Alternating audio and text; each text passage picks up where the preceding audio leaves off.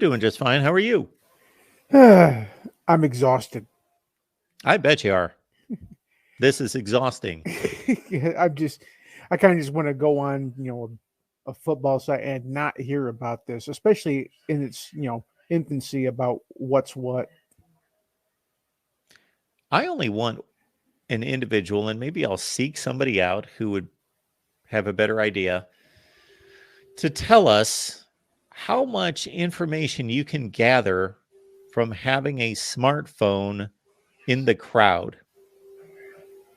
I would wager very little, and I mean that's the other thing I was putting in the.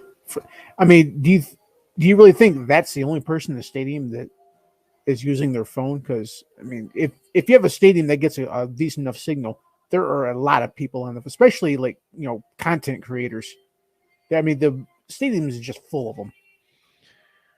Yeah, I'm sure there's like serious football fans that are really intrigued in the inside workings of the game and that are on as close to the action as they can get, and they're taking shots at the sidelines. Now, obviously, but the key is they're not utilizing it to compete.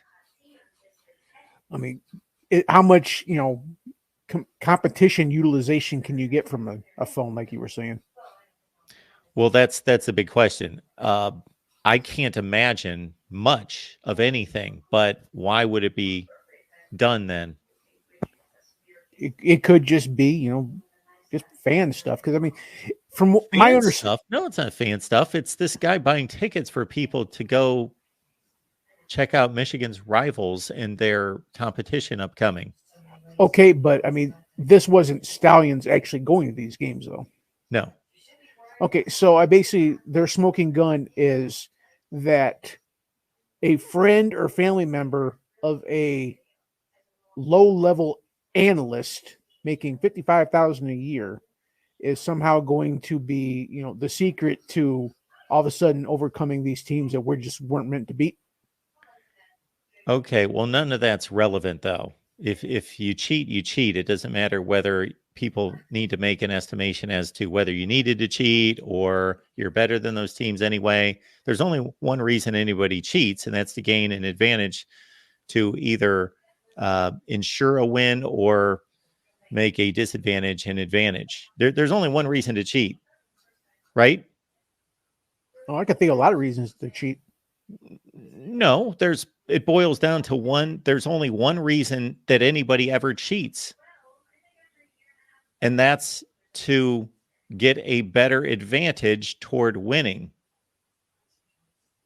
Well, you forget the other reason to cheat Which is because you can. no, you cheat if there is absolutely 0% chance that anyone could lose a particular game, then they wouldn't cheat. You cheat to gain an advantage to win. That's the only reason there is to cheat. And so people can argue all day about how minuscule this is, but if it is cheating, it's cheating. Absolutely. And say if it turns out that Stallions was going to these games, I mean that's a completely separate issue. If Well, you're Stallions right. are somebody higher up, then oh yeah. So if I'm understanding this correctly, there is nothing wrong with these people going to these games and recording whatever they record. The issue would be is if it's then transferred to the Michigan coaching staff. Yeah, I mean, if you can somehow, do like a chain, back from random guy that knows a low level analyst to the low level analyst to somebody higher up to Harbaugh. Okay, that might be a little damning. I guess the main things I'm looking at, are does anybody directly affiliated with any type of staff show up in any of these games, or and this is one I've heard of, was there any type of audio? I don't know if the word is hack, but some sort of being able to compromise the communications. Those are the two things I'd be like, yeah, something's got to happen here. Well, there is a connection between these people with the smartphones and the Michigan coaching staff. That's Stallions. It eventually just becomes so watered down and convoluted that I can't see any type of major punishment. I mean, some of these people in here that obviously don't know what the hell they're talking about. They're saying like, vacate wins, playoff ban, lose.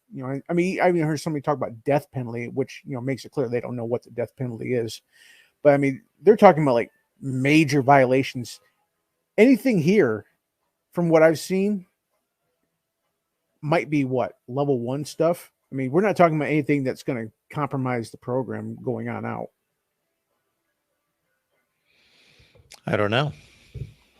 But I thought that at the beginning, but if there is data that is being communicated, transferred from these people to the Michigan coaching staff, that's damning evidence. Yeah. And if it comes down to everything gets brought back to the Harbaugh and some of the higher ups, yeah, we got to do something about it. I'm all for that. But like you, and my first comment was, I would love to have somebody explain to me. And again, this doesn't matter to me in terms of what I believe should be done about cheating, but I would love to know how a coach, a scout gains anything from smartphone video in the crowd. They'd have to have a really, really good phone.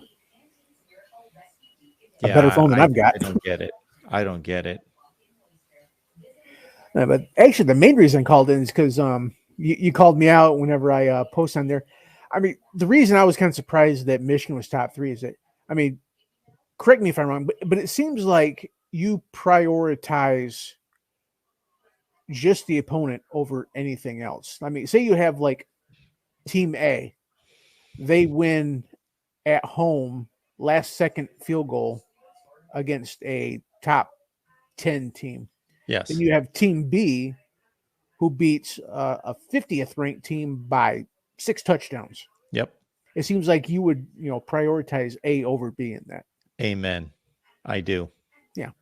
I mean, that's the reason why, we kept, I understood that was the reason why we kept being so low, because I mean, we are just obliterating everybody we play, but the people And we that's play also why I'm sorry, Mike. And that's why I also say it's not a perfect ranking. It's just the way I do it. At least it makes sense and I'm consistent. If somebody else wanted to prioritize the dominance of the wins over who you're playing.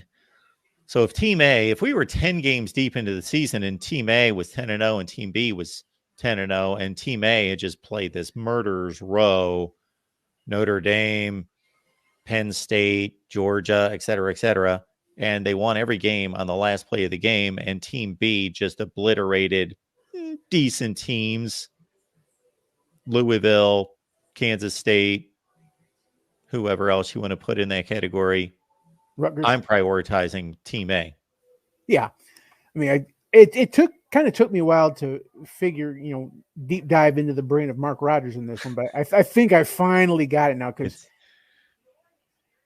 where, it kind of the order goes, blow out a top team, then blow it, that is squeak by a top team, then below that is blow out a mid-level team, then after that it's squeak by a mid-level team, and then it's blow out some, spit bucket team.